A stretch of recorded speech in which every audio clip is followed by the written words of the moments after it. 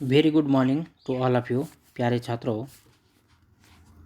Assessment for learning में आज के सामने में ग्रेडिंग सिस्टम इन असेसमेंट अर्थात आकलन में ग्रेडिंग प्रणाली क्या होता है इसके बारे में जानने की कोशिश करते हैं।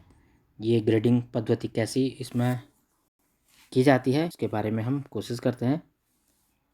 तो आइए चलते हैं सबसे पहले इसके इंट्रोडक्शन में कि इसमें क्या क्या कहा गया है।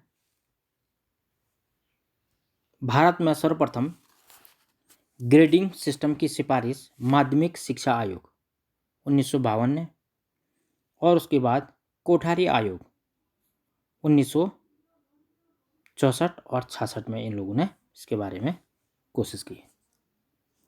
तदुपरांत 1975 में एनसीईआरटी द्वारा यह प्रस्ताव रखा गया था कि इसमें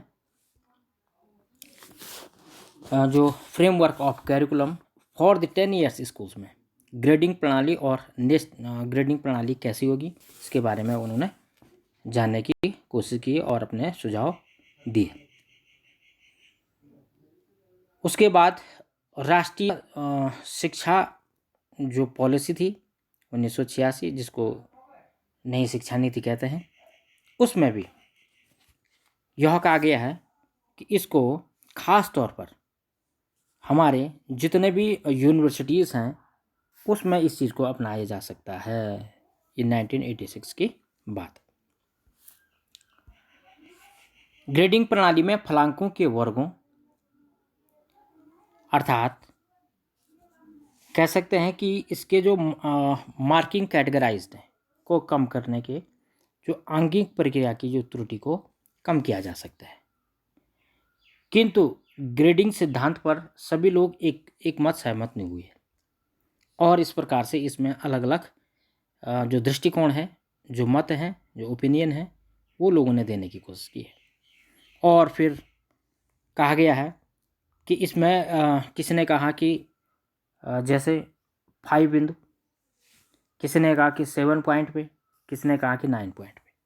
तो मेरा कहने का मतलब है कि यहाँ पर उन्होंने अलग अलग तरीके से इसको जानने की कोशिश की है, देखने की कोशिश की है और हम ये कह सकते हैं कि यहाँ पर अलग अलग तरीके से ग्रेडिंग प्रणाली आपने रेटिंग सिस्टम में भी देखा होगा कि रेटिंग सिस्टम में भी जब हम काम करते हैं तो वहाँ पर भी हमारे पास अलग अलग कैटेगराइज के बिंदु होते हैं।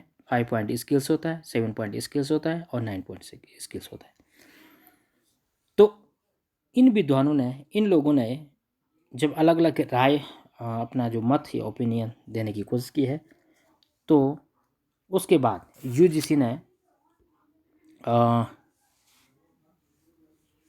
कह सकते हैं कि यूजीसी ने 75-76 में 1975-76 में 7 पॉइंट रेटिंग पर केवल अपनी सहमति प्रदान की, जिसमें उन्होंने ओ, ए, बी, सी, डी, ई और एफ को सम्मिलित किया। इस प्रक्रिया में शिक्षकों या प्रेक्षकों द्वारा प्रत्यक्ष रूप में ग्रेड किए जाए। इसके लिए प्राप्तांकों को एनपीसी कह सकते हैं कि नॉर्मल प्रोबेबिलिटी जो कर्व होता है उसके आधार पर इन्होंने इसको 7 वर्गों में बांटने की कोशिश की है और इसमें न्यूनतम ग्रेड डी को समझा, जिसके लिए 2 अंक अनिवार्य माने गए थे। अब मैं आपको एक सारणी दिखाता हूँ और उस सारणी में हम देखते हैं कि इसमें क्या क्या ये बात करते हैं। इसमें इन्होंने सबसे पहले जो 7 पॉइंट ग्रेड सिस्टम है, ये जो टॉप में है, इसके बारे में ग्रेड क्या होता है, अंक क्या होते हैं, उसका शाब्दिक अर्थ क्या होता है, इसके बारे में जानने की। तो आपने भी देखा होगा कि कतिपय छात्रों के जो ग्रेडिंग आती है तो वो आता है, जैसे मान लिया जाए ओ है तो ओ के लिए 6 और उसको विशिष्ट या आउटस्टैंडिंग कहेंगे। इसी प्रकार से ए वाले को 5 मार्क्स दिए जाएंगे और उसको अति उत्तम वेरी गुड कहा जाएगा। इसी प्रकार से बी वाले को 4 अंक दिए जाएंगे, उसको उत्तम, या कह सकते हैं कि उसको एबव एवरेज कह सकते हैं। उसके बाद सी वाले को उसको 3 दिया जाएगा अंक, और उसको औसत या एवरेज कहेंगे। उसके बाद डी वाले को 2 अंक और उसको निम्न कहेंगे या बिलो एवरेज कहेंगे। उसके बाद ई वाले को 1 अंक दिया जाएगा और उसको निकृष्ट यानी कि पुअर कह सकते हैं। और लास्ट में आता है एफ वाले को, और उसको हम आकृतिक निकृष्ट यानी कि वेरी पुअर कहेंगे।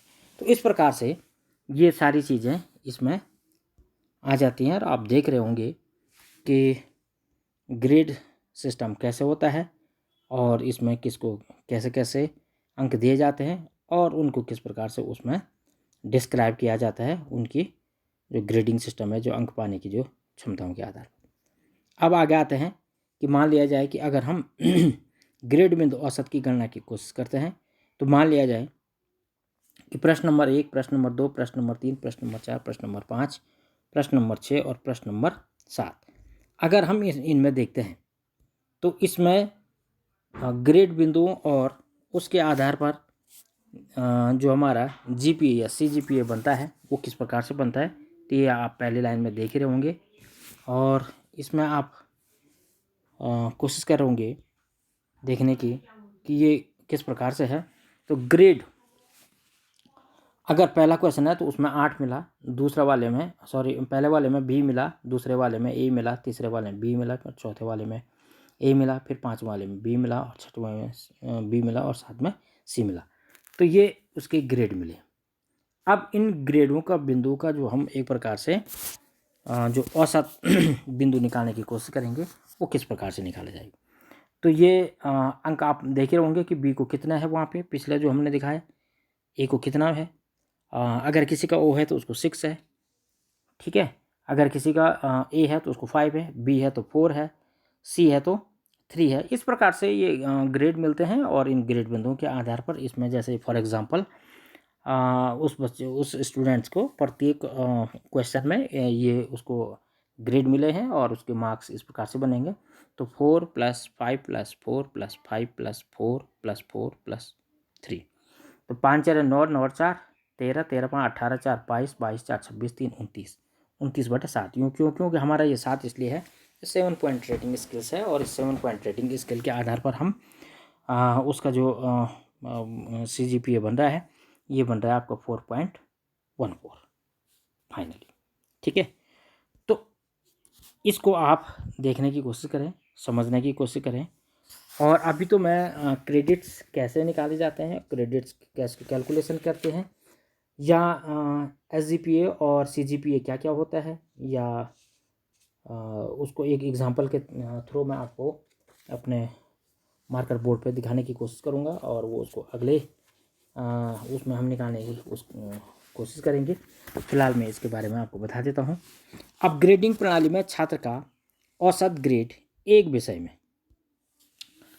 ये जो पहला वाला है कि औसत ग्रेड एक विषय में D से कम तथा अन्य विषयों में D से उत्तम हो, तो तभी उसे अगले कक्षा में इस शर्त के साथ भेज दिया जाता है कि वह उस विषय में अगले वर्ष यानी कि नेक्स्ट ईयर में, नेक्स्ट क्लास में क्या कर सकता है, उत्तीर्ण हो सकता है या उत्तीर्ण कर सकेगा। अगर ऐसा नहीं है तो उसको फिर D से कम दिया जाता है और उसको रोक दिया जाता है। तो इसी प्रकार से आप देख रहे होंगे कि ग्रेडिंग बिंदु औसत किस प्रकार से है। ओ के लिए मैंने पहले बताया था, आपको 6 अंक मिलेंगे, ए के लिए मिलेंगे 5, बी के लिए मिलेंगे 4, सी के लिए मिलेंगे 3, डी के लिए मिलेंगे 2, ई के लिए मिलेंगे 1 और एफ के लिए मिलेंगे 0। तो ये इस प्रकार से ये उभर के आए। अब बात आती है कि यूजीसी ने संचयी ग्रेड बिंदु, जिसको हम क्यूमुलेटिव ग्रेड पॉइंट एवरेज कहते हैं, संचयी ग्रेड CGPA की गणना का सुझाव भी दिया था। और यह छात्र के परफॉर्मेंस अर्थात उसकी जो निष्पादन यानी कि जो उसकी अचीवमेंट के आधार पर उन्होंने उसको कह सकते हैं कि निष्पादन के आधार पर या परफॉर्मेंस के आधार पर क्रेडिट उसके आधार पर आधारित किया है। इसके लिए क्रेडिट आधारित सेमेस्टर पद्धति CBCS जो सिस्टम बना है, उसके आधार पर डिग्री या प्रमाण पत्र पाने के लिए छात्रों को क्रेडिट की एक निश्चित संख्या पूरी करनी होती है और उस आधार पर फिर उनको डिग्री दी जाती है या अपग्रेड किया जाता है। जैसे वर्तमान में भी बहुत सारी प्रॉब्लम चल रही है, तो इसके लिए भी कह सकते हैं कि हम के औसत अंकों के आधार पर उसको अपग्रेड किया जा सकता है। इसके लिए UGC का एक वही लचीलापन कह सकते हैं कि उस पद्धति के आधार पर CBCS यानी कि चॉइस बेस्ड क्रेडिट सिस्टम नाम दिया गया और इसमें उन्होंने कहा कि हम निम्न बिंदुओं पर छात्र को सुविधाएं देंगे और उस सुविधाएं पर कौन कौन सी चीज़ें होंगी, तो ये आगे जाने की कोशिश करते हैं। अपने स्वयं की गति से सीखने के लिए विश्वविद्यालय द्वारा दिए गए अनेक विकल्पों में से किसी एक विकल्प का चयन करना। तीसरा, अधिगम में अंतर संकाय यानी कि इंटरडिसिप्लिनरी उपागम अपनाने की ओर इस पर बहुत जोर दिया गया था। और उसके अलावा है चौथा, उपलब्ध अध्यापकों में से सर्वोत्तम विशेषज्ञता का प्रयोग करने की। तो ये UGC ने अपना एक मत प्रकट किया है और इसके आधार पर उन्होंने जानने की कोशिश की है कि ये सारा सिस्टम कैसा होता है और इसको किस प्रकार से आगे बढ़ाया जा सकता है। तो इस शॉर्ट्स वॉइस रिकॉर्डिंग में मैं आपको ये बताने की कोशिश कर रहा हूँ कि आखिरकार जब भी ग्रेडिंग सिस्टम आता है और ये ग्रेडिंग सिस्टम में हम बच्चों को किस प्रकार से उनका असेसिंग करते हैं, उनका असेसमेंट करते हैं।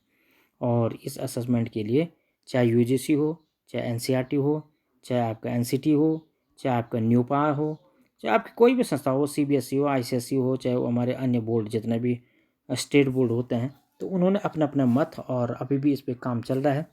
और कितना बेनिफिशियरी है, बहुत सारे लोग अभी CBCS का बहुत विरोध कर रहे हैं और इस विरोध के साथ ही हमको ये देखना होगा कि आखिरकार ये विरोध क्यों हो रहा है। हम अब बात आती है कि ट्रेडिशनल जो हमारे अंकिंग प्रणाली थी उसमें अगर किसी स्टूडेंट्स का 5.5 या कह सकते हैं कि 59.5 यानी कि 59.5% अगर आ रहा है तो वो सेकंड ग्रेड में आता था, और अगर का 60% है तो वो फर्स्ट ग्रेड में आ रहा है। उसी 0.5 कम लाने के लिए, एक कम अंक प्राप्त करने पर वो सीधे सेकंड ग्रेड में आता है। तो यहाँ पर लोगों ने कोशिश की है देखने की, समझने की कि उन्होंने फिर एक क्राइटेरिया रखा, एक बेस रखा और ये जानने की कोशिश की है कि हो सकता है कि 55 से और 60 के बीच अगर किसी की परसेंटेज है तो उसको A ग्रेड में रखा जाए, या अगर 60 से ऊपर है तो उसको जो है O ग्रेड में रखा जाए। तो ये ग्रेड का बच्चों के जो मेंटल स्टेटस है, माइंडसेट है, उनकी जो साइकोलॉजिकल प्रेशर है, उस पे असर न पड़े, वो अपने आप को हीन न समझे, इस आधार पर ये कोशिश की गई। नहीं तो वहीं पर व्यक्ति जो है थोड़ा सा डिसबैलेंसिंग हो जाता है और जिसकी वजह से बच्चे कह सकते हैं कि डिप्रेस में आते हैं और डिप्रेस में आने का यही कारण है, वो अपने आप को हीन देखता है और उस हीनता की वजह से ये सारा सिस्टम अपनाया गया है।